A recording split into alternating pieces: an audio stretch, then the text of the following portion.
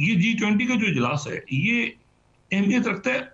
देखें, मैं आपको एक बात ही बताऊं कि जो यूक्रेन है ना, ये दो जगहों से जियो पॉलिटिक्स निकल रही है दुनिया की। एक तो निकल रही है, एक तो निकलेगी वहां से गजा से, और उस वक्त सीज फायर क्या होता है और क्या नहीं होता। वो बात चली थी कि लेबनान में शायद सीज फायर हो जाएगा और वो गिफ्ट के तौर पे दिया जाएगा। उसमें भी कोई खास पेशरफ्त नहीं हुई, हुई भी है नहीं भी हुई, कहीं ना कहीं वो बातचीत अभी चल रही है कि ट्रंप के आने से पहले उसका कोई खदोखाल सामने आए कि भाई वहां पर सीज फायर कैसे करवाना है, कैसे वो दो रियासती हल की तरफ जाए। वो अभी मामला आगे चल रहा है, वो एक कॉम्प्लेक्स सिनेरियो है जो मिलेगा ट्रंप को। लेकिन उससे ज्यादा जो एक अजब सा मामला है वो है यूक्रेन का। देखिए, यूरोप जो है ना, यूरोप में हमेशा एक अपनी मेरी राय है कि यूरोप को डिफाइन करना बड़ा मुश्किल है। पहले तो ये देखना, ये बात बड़ी एक इंपॉर्टेंट है कि क्या यूरोप जुग्राफियाई लिहाज से एक बर आजम है। जो बर आजम की तारीफ होती है कि चारों तरफ से वो पानी हो, और क्या क्या वो उस पर उतरता है, या ये यूरोप नहीं है बल्कि यूरेशिया है। पहली तो ये बात हो गई। और अगर ये यूरेशिया है तो फिर इसका जो यूरोपियन एंड है वो तो फिर खत्म होता है सेंट पीटर्सबर्ग और मॉस्को पे। या इवन अगर आपने इस यूरेशिया को समझना हो तो आप टर्की चले जाएं, तो वहां पे एक पुल के इस तरफ जो है यूरोप है और इसके इस तरफ जो है वो एशिया है। तो ये यूरेशिया है, एक ही बड़ा लैंड है, एक ही बड़ा जो है वो एक जमीन का खित्ता है, और वो जो है वो यूरेशिया है। और कहते हैं कि जी जब ये बर्फ बर्फ पिघली कभी आइस एज के बाद, तो अफ्रीका अलग हो गया और ये हो गया वो हो गया, उसको जाए, लेकिन ये यूरेशिया है। ठीक है। अच्छा, अब ये यूरेशिया है तो उसमें सवाल ये है कि यूरोप, तो फिर यूरोप है या यूरेशिया है, ये सवाल पैदा होता है। फिर सवाल पैदा होता है कि अगर यूरोप है तो उसकी बाउंड्रीज कहां से शुरू होती हैं और कहां खत्म होती हैं। अच्छा, अगर तो ये यूरोप है तो फिर इसमें एक यूरोपीय यूनियन है, एक इसमें नेटो है, और एक इसमें शेंगन स्टेट्स हैं, और फिर इसमें ब्रेग्जिट के बाद यूके इसमें नहीं है, लेकिन है भी एक कई कई अंदाज में। तो लेकिन जो यूरोप है ये बड़ी, आप समझें कि यानी तारीखी तौर पे बड़ा मजबूत ये इलाका है।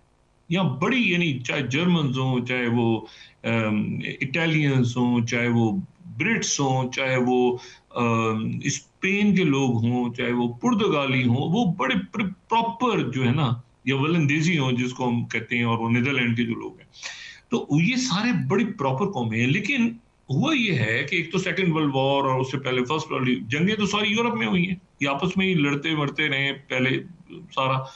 फिर उसके बाद यूरोप हो गया, फिर यूरो बन गया। यूरो को जो है, यूरो करेंसी को अमेरिका ने उठने नहीं दिया, वो डॉलर में ही रखा उन्होंने। उन्होंने कहा यूरो को साइड पे रखो, नीचे रखो, नंबर 2 बना के रखो, या जो भी रखो। अब ये है कि अब यूरोप के अंदर ये इस बात का बड़ा शिद्दत से एहसास हो रहा है कि ट्रंप अगर आते हैं तो ट्रंप की पॉलिसीज क्या होंगी यूरोप के बारे में।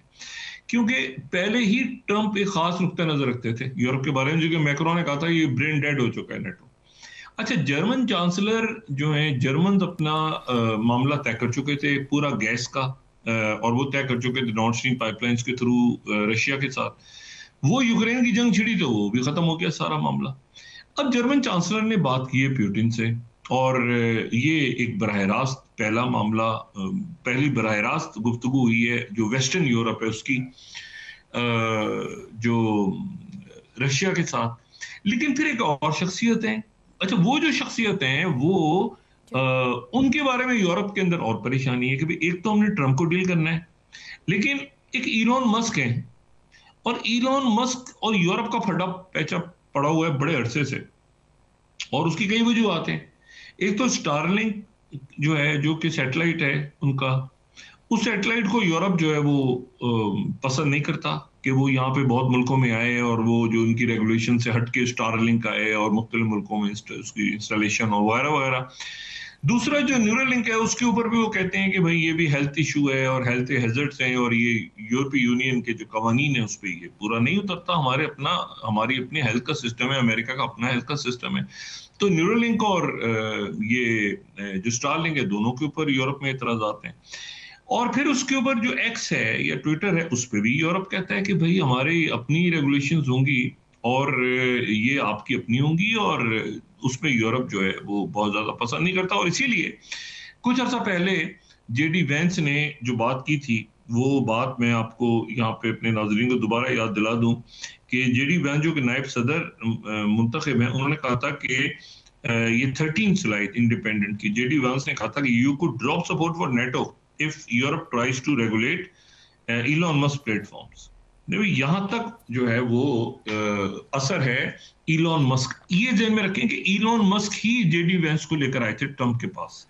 कई ऐसी शख्सियात हैं जो ट्रंप के अगेंस्ट थी या ट्रंप को फेवर नहीं कर रही थी, वहां इलॉन मस्क ने अपना रोल प्ले किया था। अब यूरोप की जो है वो यूरोप की पॉलिसीज को के ऊपर इलॉन मस्क जो है वो असरअंदाज होंगे और हो रहे हैं अभी से। उन्होंने जर्मन चांसलर को कह दिया बेवकूफ। ठीक है, ये मैं 11th स्लाइड यहाँ कोट कर रहा हूं कि Elon Musk call Germans Olaf Scholz a fool. एक बेवकूफ आदमी है, इससे कुछ नहीं आता। और जवाब में जो है वो जर्मन्स ने बड़ा सख्त रिएक्ट किया, जर्मन्स ने जवाब दिया उस बात का। लेकिन ये है कि जर्मन्स भी ये देख रहे हैं कि भाई अब ये हमें यहाँ पे भुगतना है किसके साथ? हमने भुगतना है ट्रंप की पॉलिसीज के साथ, या हमने भुगतना है इलॉन मस्क के साथ? और इलॉन मस्क तो एक खास नुक्ता नजर रखते हैं यूरोप के बारे में, और ये जो है ये नुक्ता नजर। अच्छा, फिर उन्होंने इटालियंस के ऊपर बात की। उन्होंने कहा ये इटालियंस के अंदर जो इमिग्रेंट्स आ रहे हैं और ये जो उनके जजेस हैं, ये कुछ ठीक नहीं है। ये इटली की इंटरनल पॉलिटिक्स के ऊपर इलॉन मस्क ने चढ़ाई कर दी। उसके ऊपर जो है वो उनके प्रेसिडेंट ने जवाब दिया है इटली के। उन्होंने कहा भाई, ये मैं न्यूयॉर्क टाइम्स को कोट कर रहा हूँ, उन्होंने इटली के इंटरनल पॉलिटिक्स पे किया और प्रेसिडेंट हिट्स बैक। ये 12th स्लाइड है न्यूयॉर्क टाइम्स की, अगर हम दिखा सकें। उन्होंने कहा कि भाई हमारी जजेस कैसे काम करते हैं, हमारे मुल्क के अंदर क्या होता है, ये आप कौन है? अच्छा, असल में वहां डिवीजन ये हुई है ना कि ये जो जो प्राइम मिनिस्टर है वहां की, वो इलॉन मस्क के करीब हैं और वो राइट विंग और वो सारा चक्कर भी चल रहा है, तो वो उस डिवीजन के अंदर इलॉन मस्क घुस गए कहीं।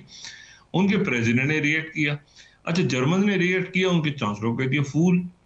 अच्छा, अब यहाँ इशू ये है कि अगर अमेरिका अपनी देखें, अमेरिका का जो यानी एक इनके बड़े जबरदस्त जो है ना डब्ल्यूटीओ जो कि वर्ल्ड ट्रेड ऑर्गेनाइजेशन है, उसके बड़े जबरदस्त रहे हैं उसके साबिक जो दो दफा उनके सरबराह रहे हैं। तो उन्होंने, और फ्रांस से उनका ताल्लुक है, तो उन्होंने ये बात की। उन्होंने कहा कि भाई ये जो है ये यूके को, बरतानिया को चूज करना पड़ेगा ईयू में और ट्रंप में। ठीक है, ये जो पेस्कल है, इनका पहला नाम पेस्कल है, ये इन्होंने कहा, और मैं गार्डियन को कोट कर रहा हूं कि बरतानिया को चूज करना पड़ेगा कि यूरोप की तरफ जाना है या ट्रंप की तरफ जाना है। अच्छा, ये मुत्तहिदा, इनका फ्रांस से ताल्लुक है, 2 दफा ये डब्ल्यूटीओ के सरबराह रहे हैं, और ये कहते हैं कि बरतानिया ने बहुत बड़ी गलती की है अपने आप को यूरोप से, ईयू से अलग करके, और बिल्कुल वहां जाके। अच्छा, ये जो पैस्कल लेमी है, ये पैस्कल लेमी जो है ये कहते हैं कि ये यूरोप जो है वो इंटीग्रेशन की तरफ जाएगा और प्रॉब्लम ही जाएगा। अच्छा, यूरोप में ये हुआ ही है। मैं आपको यूरोप में बताऊं, ये देखें ना, यूक्रेन की जंग से तो पीछे हट गया। यूक्रेन की जंग तो अब बंद करने जा रहा है ना, ज़ेलेंस्की भी कह रहे हैं कि जी वो जंग जल्दी खत्म हो जाएगी। लेकिन उसके नतीजे में हुआ ये कि एक तो ट्रंप के जितने वॉल स्ट्रीट के जो स्टॉक्स थे वो तो गए ऊपर, लेकिन यहां पर यूरो जो है वो नीचे आ गया। और मैं यहाँ पे ये नेस्डैक को कोट कर रहा हूँ 6 स्लाइड कि Europe stocks lag US by record margin Trump protection policies loom.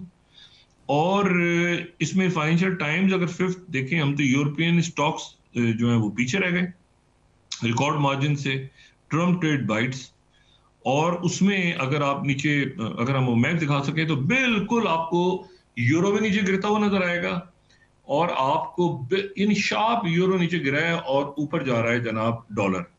अच्छा, फिर उसके बाद जो दूसरी चीज हुई है वो ये हुई है कि जो गोल्ड है, सोना, वो भी 3 सालों के बाद अपनी वर्स्ट उसकी वो प्राइस पे आ गई है। वर्स्ट प्राइस पे। गोल्ड, सोना, जिन्होंने सोने में इन्वेस्ट किया हुआ था जी। वो सोने की कीमत भी गिर गई है। फिर फाइनेंशियल टाइम्स को मैं कोट कर रहा हूँ, गोल्ड सफर्स वर्स्ट वीक इन 3 years एट इन्वेस्टर्स वे ट्रम्प विक्ट्री। अब इशू ये सारा कि आने वाले दिनों में देखें, नेटो को हमायत लाजिम है अमेरिका की यूक्रेन में। जी डॉक्टर साहब। नहीं, अगर यूक्रेन से पीछे हटते हैं अमेरिकन तो ये नेटो की डिफीट होगी, नेटो की डिफीट होगी रशिया के हाथों। और मैं वक्फे में जाने से पहले आपको सिर्फ 2-3 बातें बता दूं। एक तो ये है कि ये जो पूरे इलाके हैं ना, जिनके ये जो क्रीमिया, अगर हम सिर्फ दिखा सकें उसका मैप अगर तैयार हो, मैं उसके बाद ब्रेक पे जाता हूँ। ये क्रीमिया, लुहांस्क और दोनेत्स्क और खिर्सों और ज़पोरिजिया, एक तो इनको ऑलरेडी यहाँ पे रशिया है। रशिया की ये डिमांड होगी कि इनको ऑफिशियली रिकग्नाइज करे यूक्रेन भी और दुनिया भी कि ये हमारा हिस्सा है। दूसरी रशिया की डिमांड होगी कि डीमिलिटराइजेशन की बात हो, कि यूक्रेन जो है वो डीमिलिटराइजेशन रहे वहां पे। फिर ऑर्थोडॉक्स चर्च जो है, हमेशा मैं बात करता रहा हूं कि इसमें मजहब का बहुत बड़ा पहलू है, ऑर्थोडॉक्स चर्च के ऊपर जो बालादस्ती है यूक्रेन की वो खत्म हो और मॉस्को शिफ्ट हो। और फिर उसके बाद एक बहुत ही अजीब सा एक मंसूबा है, और वो जो मंसूबा वो ये है कि जो वहां पे ये वॉल स्ट्रीट जर्नल कि 21st स्लाइड में कोट कर रहा हूं, Trump promise to end the war in Ukraine, now he must decide. अब इसमें जो इस आर्टिकल में जो ट्रम्प ने बात की है, ट्रम्प की टीम कह रही है कि 20 साल तक, अगले 20 सालों तक यूक्रेन को ये पाबंद कर दिया जाएगा, वो नेटो का हिस्सा नहीं बनेगा अगले 20 साल। अब इसको कीव पोस्ट इसी खबर को उन्होंने लीड बनाया वॉल स्ट्रीट जर्नल की, कि ट्रम्प टीम प्रपोजेस, ये 22nd slide, 20 years freeze on Ukrainians bid in exchange for peace। अब मुझे पता है 20 साल तक अगर यूक्रेन को आप कह दें कि तुमने आना ही नहीं है नेटो में, तो वो कौन सी ट्रक की बत्ती थी जो कि दिखाई यूक्रेन को कि तुम आ जाओ भाई नेटो के अंदर, तुम आ जाओ, अभी आ जाओगे, अभी आ जाओगे, कल आ जाओगे, परसों आ जाओगे, हफ्ते बाद आ जाओगे, और वहां जंग छिड़ गई। और ट्रम्प की टीम आके वॉल स्ट्रीट जर्नल के मुताबिक वो कह रही है कि अगले 20 साल यूक्रेन। अच्छा, इसमें भी रशिया नहीं मान रहा, डिस्कस कर लेते हैं। लिख के दो कभी नेटो का नाम नहीं लोगे आइंदा। तो जेलेंस्की कहां गए, यूक्रेन कहां गया, ये जंग कहां गई?